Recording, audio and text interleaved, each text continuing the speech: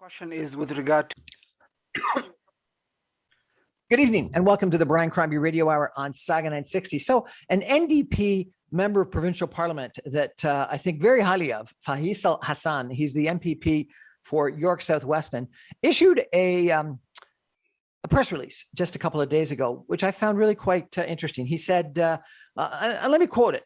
Yesterday, I watched an emergency press conference where leaders representing frontline workers in healthcare, long-term care, education, and other sectors sounded the alarm about the unprecedented public health crisis facing Ontarians right now. The situation is terrifying. Like many of you, I'm worried. And then he goes on to say that the Ontario is now in crisis. We need the government to act now. MPP Faisal Hassan, welcome to our show, and tell us, what do you think the government has not done and needs to do? Well, thank you, Brian. Thank you for having me again. We've seen this government has done a terrible job of putting people of Ontario. We have a crisis of urgency. We need to act to deliver many fronts. Issues of childcare, as you have seen it, has been, we are the last province hasn't even signed with regard to affordable childcare.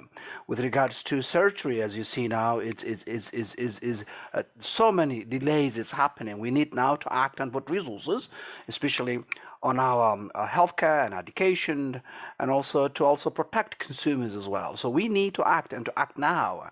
And this government has been acting slowly and have been not making the right decisions to put the people of Ontario first. You know, I'll tell you a little personal story. So I've been waiting 2 years for an operation, and they finally decided to put me on for early January. And then Doug Ford, Premier Ford, came out with his 21-day delay of everything, and they canceled me again. And then they called me up and they said, if you can come tomorrow, we can do it because we actually have a trauma operating room available at the last moment. And so I was rushed in. They said that they were only taking people that could come at the last moment and that they were sure would be in and out in a day because they had no room in the ICUs. They had room in the surgeries, in the operating rooms, but they had no room to take care of me if anything went wrong. And, you know, I'm reasonably healthy and young. Like I can imagine there's a lot of other people that have got far worse experiences. And if I had to wait 2 years, how many other people are waiting? The list is now exhausted, and I think this is also shows the lack of leadership of Premier Ford and the Conservatives at Queen's Park. We need to start investing in surgeries, and as you just highlighted your own case, Brian, this is unacceptable. We can hire more surgeries. We can continue doing the surgeries. There's no time to continue these delays, and it affects people's lives. I know many people's surgeries have been delayed again and again and again, and we can do the work and we can continue to operate, you know, and it requires the leadership and to put the necessary resources on healthcare, especially surgery and other services. And that's where I think that press release was put my leader, Andy Horvath. And this is unacceptable. We need to act and to act now. I know it's an election year, but we don't have to wait June 2nd to act. We have responsibility as elected members to serve the people now. It seems to me like we've done a lot from a governmental standpoint in these lockdowns, and then maybe even compensating, maybe not adequately enough, but compensating businesses. But we haven't actually done the work we need to do to alleviate the base problem, which would be that we need more ICU capacity, more hospital capacity. Isn't that part of the problem? Absolutely. And this is also, Brian, it requires a leadership that listens patients, listens to communities, and listens also professionals, doctors and you know, nurses. And we have a government that says these are frontline workers, champions. Working for the people when we need them. But when it comes to compensating them, then they bust bills like 124, you know, that caps their salary and not really compensate them properly. We need to not play with our healthcare. Our healthcare is who we are. I'm not saying that it's a perfect system, but what we need to do is to take a leadership and improve it, make it better, and also put the necessary resources we need. And there's no reason we can't restart again for surgeries. There's no time to continue to delay it again and again, Brian. And I know that people have already struggled with small businesses. Our small businesses right here in York Southwestern, many of them run by women and minorities, are closed down, like WIF, like Perfectly Planned, and others, and simply because it was too late to be supported. And if this continues, and we are not putting, and they're not part of the economic recovery, and we are not going to support them when they need support, especially those small businesses. That's, Brian, who we are. They create the most of the jobs. These small businesses. It has been said again and again. 80% of those jobs come from in our communities in small businesses. They also contribute. They're part of the community. They help in charity. They help in other ways in their communities. They hold festivals to engage their communities. These are the businesses. We need to support them, and we need to support them now. We've also seen, Brian, that the government have been supporting big box stores. When we have seen it, small business has been shut down again and again. But we need to support them now, and we've seen this also lack of leadership in that front. It has been moving so slowly, but we need to act and act now. We're chatting today with Faisal Hassan. He is the MPP, NDP MPP for York Southwestern. We're going to take a break for some messages and come back more with Faisal Hassan in just a minute. Stay with us, everybody.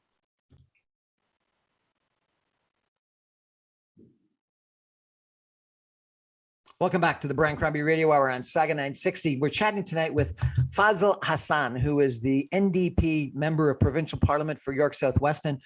He's an individual who I admire. He just about every second day issues a press release that's really quite interesting to read, because based on just reading him, I know what's going on in Ontario, and I know what the official opposition's opinions are on a lot of different topics. Faisal, let me ask you a question about this, current front page news about this truck convoy that is on its way to Ottawa or in Ottawa. What do you think about it? Well, Brian, it's okay people to express their thoughts and to have a demonstration, whatever. That's also part of who we are. But I think also there are reports coming from Ottawa very concerning about these flags of hate and hatefulness that are also trying to other groups involved into this. So I'm worried about what it means in terms of the messages that is coming out there, and that's the concern. Listening to our members of our community to express their views, it's okay.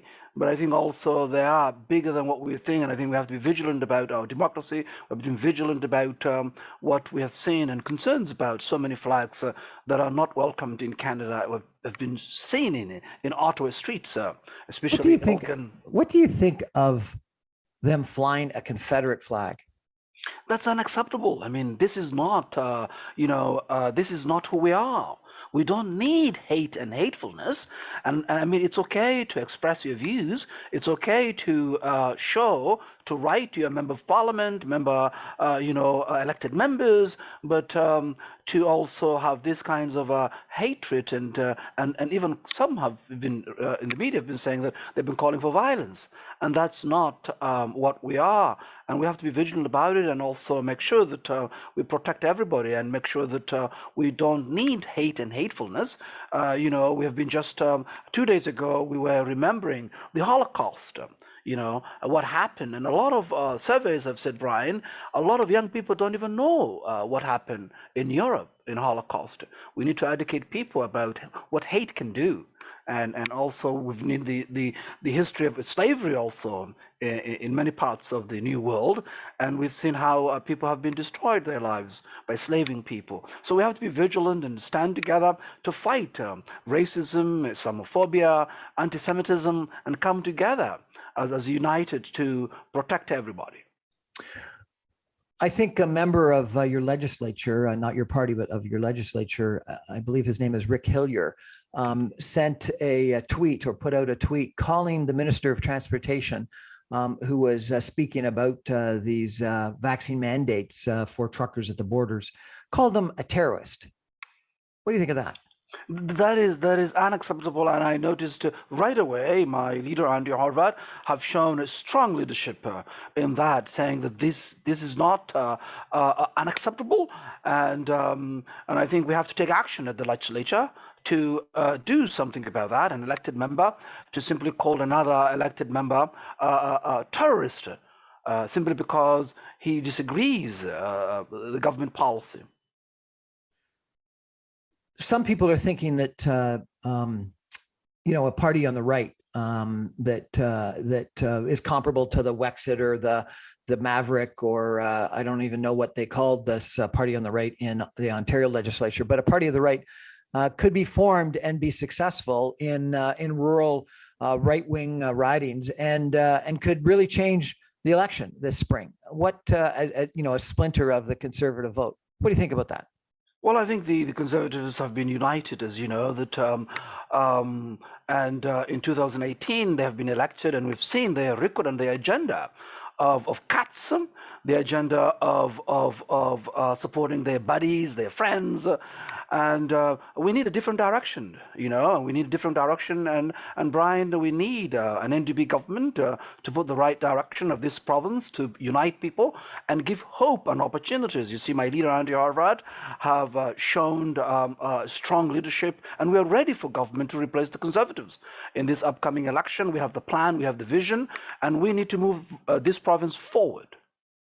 So, some people say the left has been split between the NDP and the Liberals, and that's damaged both Liberals and NDP and harmed their ability to form government. And maybe you could argue the Green as well in that regard.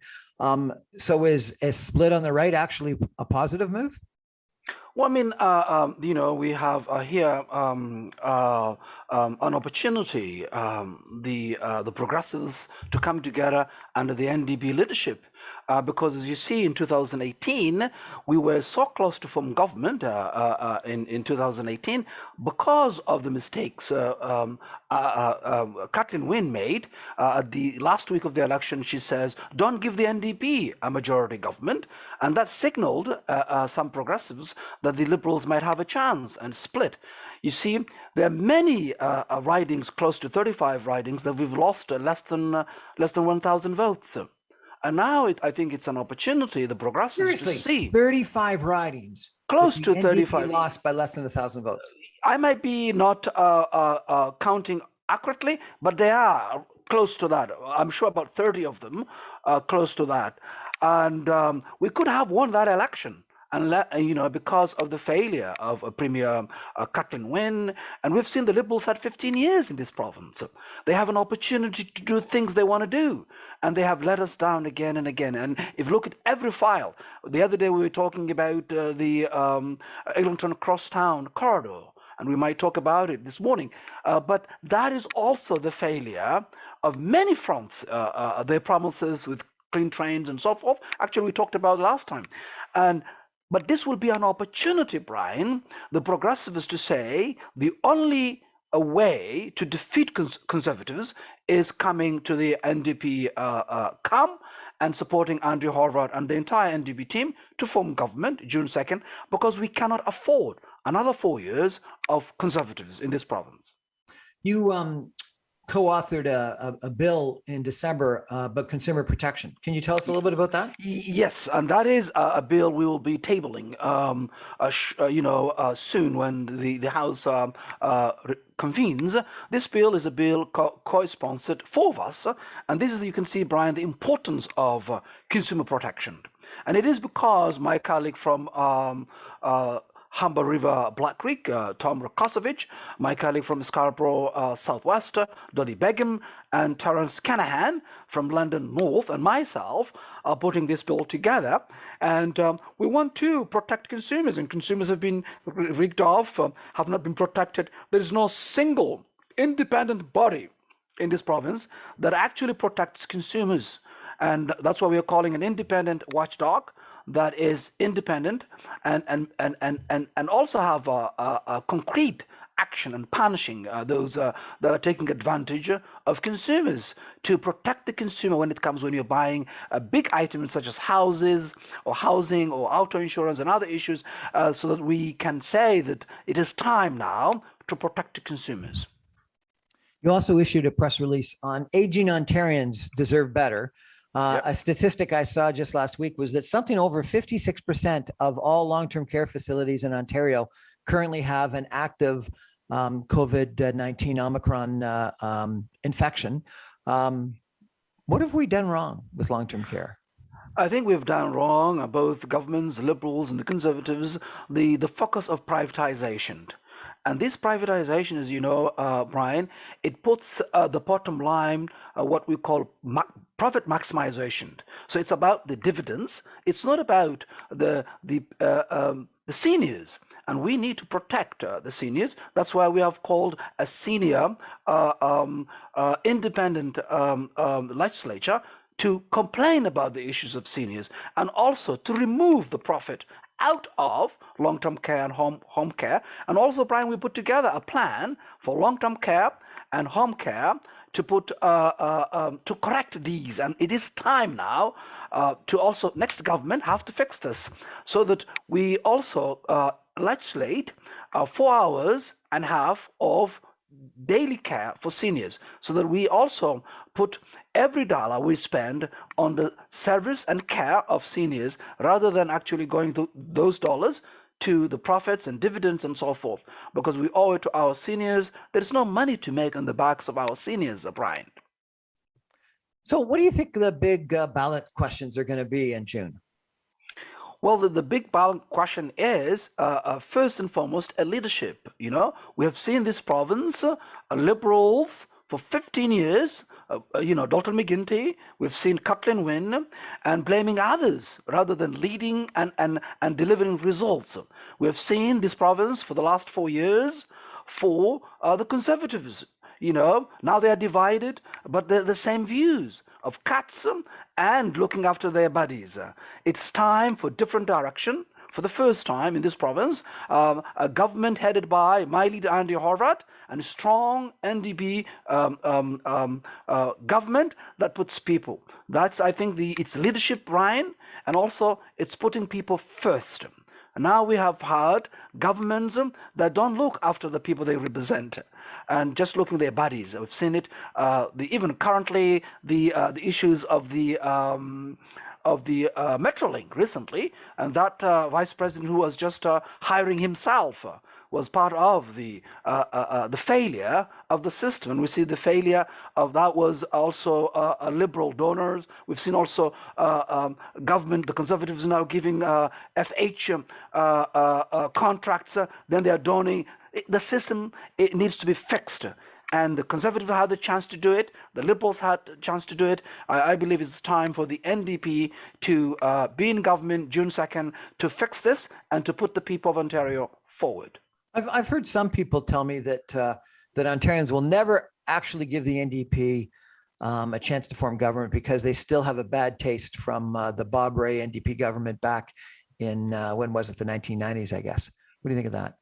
Well, I think the media has been misinforming people. There are good media, absolutely, who are holding government, all levels, accountable. You see, Bob Rae was elected this community, as you know, the community I represent in York South. And York South here, now it has been recreated in 1999, and there are also some positive things Bob Rae have done. And I see seniors here in our community that show every day, the building of co-ops and affordable housing and that sort of things. There are some positive things he has done, but also people are not, they are underestimating about the Ontarians. But also another thing, Bob Rae is, Andrew Horvath is not a Bob Rae. Andrew Horvath is the leader of the Ontario NDP, not Bob Rae. And also, when they say these sort of things, Brian, they are disrespecting the people of Ontario. They had plenty of opportunities, the Conservatives and the Liberals, to lead over 30 years now. 30 years is a long time to talk about Bob Rae. Let us talk about Mike Harris. Let's talk about Ernie Eves. Let's talk about Mike Harris and also Dalton McGuinty and Kathleen Wynne. They have destroyed this province. They privatized our own healthcare. They cut services and programs. So, I mean, we have to ask when these media talk about these sort of things. Well, the New Democrats are completely different.